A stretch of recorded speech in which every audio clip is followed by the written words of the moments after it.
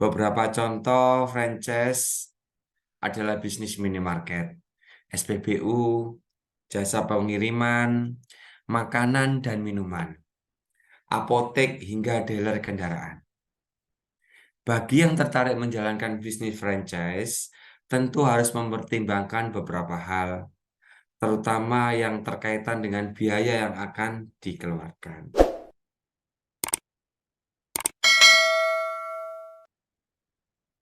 Pertama, peluang franchise di bidang makanan. Makanan merupakan kebutuhan primer yang selalu dicari oleh konsumen kapan saja dan di mana saja. Terutama jenis makanan ringan atau cemilan yang seolah tidak ada matinya. Berbagai brand makanan hadir dengan menawarkan aneka jenis makanan yang bisa Anda pilih sesuai dengan target pasar.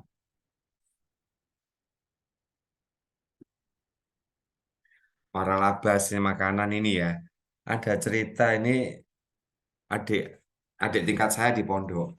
Jenengan tahu soto Abbas. Itu Abah Kholis dia memulai tahun 97 dia ngeledek. Kadang di saat awal-awal sehari cuma laku satu mangkok, kadang enggak. Dan sekarang cabangnya sudah banyak.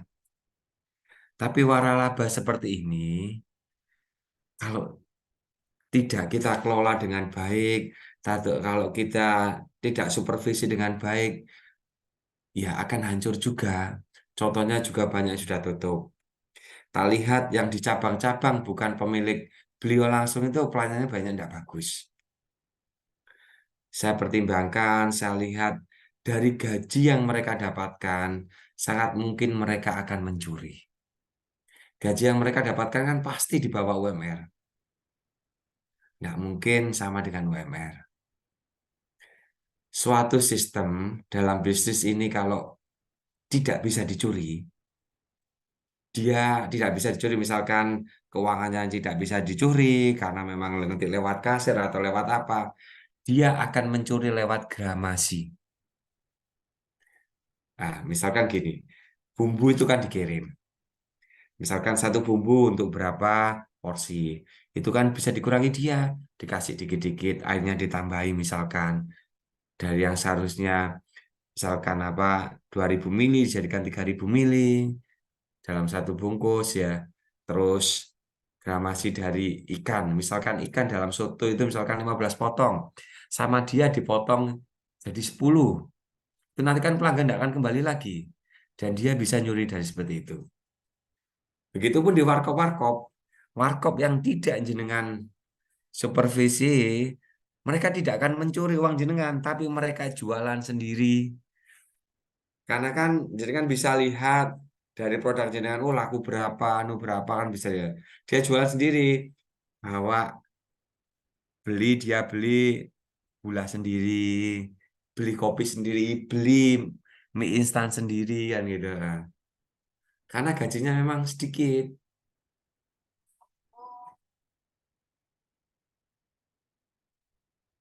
Baik, saya lanjut ke minuman. Bisnis franchise minuman memang selalu dibutuhkan dan menguntungkan.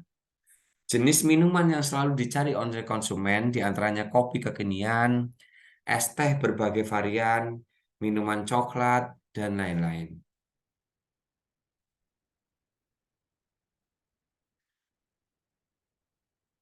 Tiga minimarket. Oh ya, untuk minuman. Ada teman saya sekarang buka, adik kelas saya di pondok juga, bikin cincau cincai. Dia produk itu bukan buat sendiri. Dia produknya dikirimi. Tapi stan-stannya dia, karyawan dia yang bayar sewa, itu dia dapat keuntungan 40%. Nah, kalau 40% sudah dipotong gaji karyawan, dipotong sewa, listrik, dan lain-lain, ya tidak nututi. Saya tanya ke Mas Kolis yang punya soto Abbas, dari es teh yang dia jual 4.000, itu HPP-nya cuma 500 loh adik-adik. Beliau bilang untuk minuman, itu HPP-nya tidak lebih dari 15%. Sedangkan untuk makanan, kalau bisnis menengah ke bawah seperti punya saya ini, Bah, ini di atas ya maksimal 50%. Di atas itu enggak nututi. Kalau produk kita menengah ke atas, HPP kita maksimal 27%. Karena biaya variabelnya juga banyak. Itu yang dia sampaikan ke saya.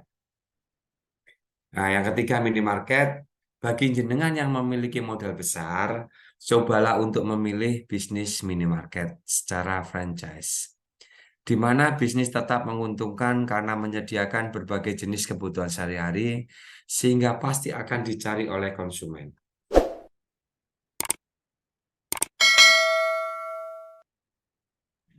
Modalnya besar tapi Pak ya. Yang untuk apa, Mas? Untuk minimarket itu Pak. Iya, lah untuk lahannya aja sudah ratusan juta kalau kita sewa dan bangun. Paling enggak di atas 500 juta Pak ya. 1 M ya. Iya, paling enggak kita butuh uang 1 M. 1 M ya. Tapi kalau kita mau gini aja loh, Mas, apa kita usaha goblok-goblokan aja ya. Jadi kan punya uang 1 M. Ya. Jadi kan atau nggak usah 1 M lah 500. Jadi kan kulaan motor aja loh, Mas. Motor misalkan motor 500, motor kan 5 jutaan anggap aja. 5 jutaan, 500 juta itu sudah dapat berapa, Mas? Iya toh? Iya betul sekali Pak. Dari satu motor itu loh, jelek-jeleknya 500.000 kita dapat. Iya. Dan nggak nggak bau, ya kan? Terus ya ini kita nggak ngomong bahas riba dan nggak riba. Saya dulu juga jualan mobil. Faktanya saya jualan mobil itu paling keluar 1 bulan tidak lebih dari 4. Untuk Tapi per saya unit saya selalu dapat hadiah dari Oto, dari ACC, liburan ke Eropa, di mana apa. Karena tempat saya dibuat pinjam nama. Jadi orang-orang seolah-olah beli dari tempat saya, padahal dia lease back. Dari itu saya dapat refund. Refund kreditnya dapat, refund asuransinya dapat. Dari asuransi loh kita sudah dapat 30%. Jadi dari main nama, dari main PT Tok itu kita sudah dapat dari lumayan. lumayan ya Pak. Untuk izin PT-nya itu kan nggak terlalu rumit ya Pak. Kalau penjualan gitu. PT biasa aja Mas, ya PT biasa aja. Nanti yang penting kan jenengan ada PKS, ada perjanjian kerjasama dengan pihak leasing tersebut. Nggih, nggih. Ya Oh, teman-teman banyak yang pinjam pinjam nama, jadi mobilnya ditaruh di saya, nanti pihak misalkan pihak ACC atau pihak Klipan datang di foto-foto seolah-olah beli dari saya, toh. Nanti kan dana ditransfer ke rekening saya kirimkan balik ke mereka. iya. Kalau unit pun kan enak Pak. Maksudnya dari kawan-kawan yang penjual ini kan bisa dikumpulkan kalau unit ya. Inje, inje. Ya saya unit dulu keluar itu ya paling banter 5, 4, tapi laporan penjualan saya lebih dari 30. Wah, besar Pak. Ya karena rata-rata orang-orang kan titip nama. Oh, iya, iya. Titip nama, saya juga cuma minta 500 gitu aja. Iya, iya. Untuk pinjam bendera. Dulu saya masih, ya itu masih saya belum paham riba dan tidak riba. Ya hidup ini pilihan, monggo kerso. Kan gitu ya. Iya Pak. Baik Pak. Oke, Makasih baik. Pak. Oke. Oke. Saya lanjut nggih, di ekspedisi pengiriman barang. Jumlah pelaku bisnis online di Indonesia saat ini semakin meningkat. Tentunya bisnis online tersebut membutuhkan ekspedisi pengiriman barang untuk memudahkan pengantaran barang hingga tiba di alamat konsumen. Untuk itulah Anda bisa membuka bisnis ekspedisi pengiriman barang secara franchise. Banyak ya sekarang JNT, apa JNE dan lain-lain ya Ninja tentang bisnis ekspedisi ini yang diwartabakan. Kelima, pendidikan. Ya, dari waktu ke waktu masyarakat semakin sadar akan pentingnya pendidikan. Banyak orang tua atau siswa yang menginginkan pendidikan tambahan di luar jam sekolah. Itu dulu, kalau sekarang enggak ya. Sekarang enggak. Kalau sekarang mungkin coding atau video kreator itu mungkin masih. Tapi kalau untuk tambahan di jam sekolah sudah tidak laku lagi. Anak saya yang ragil, ini kan kemarin tes, keterima di ITS, UINSA, sama di UPN. Ya Alhamdulillah masuknya gratis, UKT-nya 400.000 per semester. Itu tesnya sekarang nggak kayak pelajaran saya dulu. Tesnya sekarang cuma TPA, tes potensial akademik ya semacam kayak apa? Kayak tes AQ gitu, terus bahasa Indonesia, bahasa Inggris, dan matematika. Sekarang sejak zamannya Mas Menteri itu enak. Nih. Ya dulu memang persaingannya luar biasa. Sekarang dengan kemampuan dasar. Ya Alhamdulillah anak saya yang kecil ini memang dia tidak pernah saya sekolahkan. Saya fokuskan di pondok, cuma hari Sabtu Minggu saya bawa pulang. Saya kan punya sekolah sendiri. Saya sekolahkan di tempat saya. Saya panggilkan guru anak ITS untuk ngajar. Yang saya fokuskan pelajaran kayak kita dulu pelajaran UNAS atau pelajaran EBTANAS. Jadi di saat tes UNAS atau EBTANAS, kayak SD dulu dia lulus dengan nilai 97, SMP 96, dan SMA kemarin juga 95. Dia lulus tanggal 3 kemarin waktu keterima, dia di usia 14 tahun.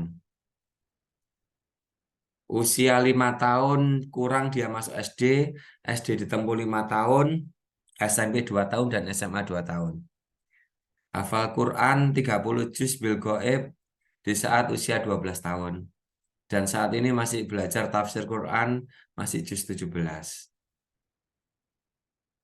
Jadi dengan apa? Dengan zamannya Mas Menteri ini banyak kemudahan-kemudahan. Anak-anak itu kalau saya pribadi ya, anak 0 sampai 4 tahun tidak saya kenalkan kalistung. Membaca, menulis, saya tidak boleh, jangan diajari dulu. Optimalkan anak kita dalam hal audio dan video. Jadi di saat dia usia 4 tahun, anak saya yang kecil ini Kirana, dia sudah hafal juz 30 dan juz 1, serta sudah hafal beberapa saja, sudah bisa pidato ya. Itu ya karena ngafalin aja, dari dengerin. Walaupun dia belum bisa membaca dan menulis, belum ngerti huruf hijaya, saya kenalkan melalui murotal. Jadi di tempat kami itu ada di kamar ada 4, di ruang keluarga 1 ada TV. Zaman dulu kan TV belum handphone yang jadi masalah. Tapi tidak ada channel. Jadi anak itu melihat murotal, terus apa tentang cerita kisah-kisah Nabi, sahabat, sahabiah. Ya. Saya tanamkan seperti itu. Tiap hari begitu, Pak. Jadi Tiap hari seperti itu, Mas. oh disetelkan Iya, TV gitu iya. ya. Terus hobinya apa ya? Saya ikuti. Dia hobinya gambar ya gambar. Terserah. 4 tahun Kalau itu, anak Pak. sudah kena TV, enggak karu-karuan, Mas. Dulu loh ya. Iya, Sekarang kan kena handphone. iya betul, Pak. Tapi selama 4 Nah, tahun itu, Pak. dalam, Sampai umur 4 tahun, Pak. iya, 4 tahun baru saya kenalkan membaca menulis. Usia 5 tahun, ya 5 tahun dia dapat apa juara kedua telling storing dari Pemkot Surabaya. Anaknya sih udah gede, udah tingginya 165, beratnya 56, usianya 14 tahun. Sebetulnya saya ingin di Fakultas Kedokteran, cuma dia kepingin di Fakultas Hukum, ya sudah, enggak apa-apa lah. Ya, memang kalau kayak di bidang hukum, ekonomi kan matematikanya enggak terlalu berat. Di ITS kemarin dia keterima di manajemen bisnis. Kemarin kan pengumuman pertama kali, sempat tak leskan coding, tak leskan apa. PR-nya kan banyak akhirnya. PR untuk nututi supaya bisa kuliah. Akhirnya keterima di Fakultas Hukum itu ya sudah saya hentikan. Biar dia fokus belajar Quran sama belajar hukum ini. Dan rencana saya cetak jadi undang-undang berjalan dan saksi ahli. Anak-anak ya, saya mendidik anak-anak anak usia 0 sampai 7, dia saya perlakukan seperti raja. Apapun yang dia minta, saya penuhi. Anak 7 sampai 15 tahun, dia tawanan perang. Kita yang menentukan hidup dia. Dia belum paham baik dan buruknya kehidupan. Kalau kita biarkan dia semaunya dia akan meniru temannya. Kita yang sudah usia kan pasti paham kondisinya seperti apa. Di saat umur 15 lebih, dia sahabat. Baru saya ajak ngobrol. Saya sudah tidak penekanan lagi. Oh, baik, saya lanjut lagi ya. Ini pendidikan, lembaga bimbingan sekarang sudah tidak prospek lagi ya. Franchise memiliki dua jenis, yakni produk dan trade franchise dan bisnis format franchise. Ya. Product and trade franchise dan bisnis format franchise. Pada jenis pertama, product and trade franchise, franchisor memberikan lisensi kepada franchise untuk menjual produk dari franchisor. Misalnya seperti dealer mobil, SPBU gitu. Yang kedua, bisnis format franchise-nya, franchisor memberikan seluruh konsep bisnis mulai dari strategi pemasaran, pedoman sampai dengan standar pengoperasian. Sehingga identitas dari franchisor tersebut tidak akan hilang dari franchise. Biasanya dapat kita temukan dari fast food, restoran, hotel, bisnis minuman, makanan, dan lain sebagainya.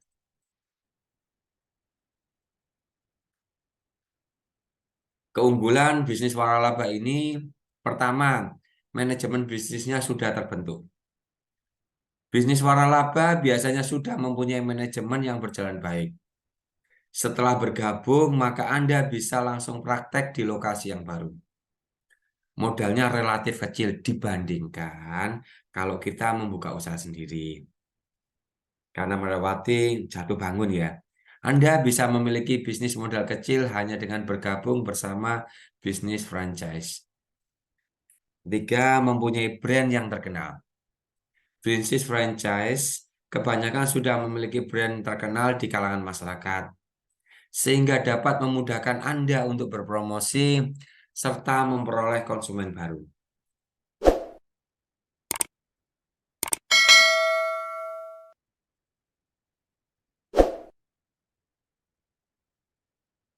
Keunggulan bisnis waralaba, manajemen keuangan yang mudah. Bisnis dengan sistem franchise memang sudah memiliki mitra, sehingga manajemen keuangan di dalamnya sudah diatur dengan baik. Hal ini dapat memudahkan para pelaku bisnis untuk mengatur manajemen keuangan secara lebih mudah. Dukungan franchisor dan kerjasama partner. Pihak partner akan memberikan suplai bahan baku, cara pembuatan produk hingga strategi marketing. Pihak franchisor sebagai pemegang lisensi franchise juga akan memberikan pelatihan khusus serta kiat sukses bagi setiap mitranya. Resiko rugi yang minim. Dengan memiliki nama brand yang sudah dikenal oleh masyarakat, sehingga untuk mencari konsumen dan meningkatkan penjualan dapat dilakukan secara lebih mudah.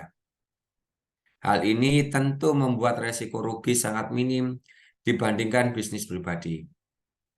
Tak heran sistem franchise ini banyak diminati oleh masyarakat, terutama bagi para pelaku bisnis pemula. Bisnis pemula dan punya uang ya mestinya ya. Kekurangan bisnis waralaba, walaupun penggunaan bisnis waralaba ini bisa mendatangkan banyak keuntungan, pada sisi lainnya Anda menjadi kurang berkembang karena hanya berbisnis dengan produk yang sudah terkenal. Apalagi Anda adalah orang yang sebenarnya senang mengambil resiko dalam melakukan sesuatu hal. Bisnis waralaba ini menjadi kurang menantang bagi Anda karena hanya memasarkan produknya saja tanpa melewati serangkaian proses seperti membuat iklan, membuat resep minuman, membuat konsep penjualan, dan lain sebagainya. Yang kedua tentang kemitraan.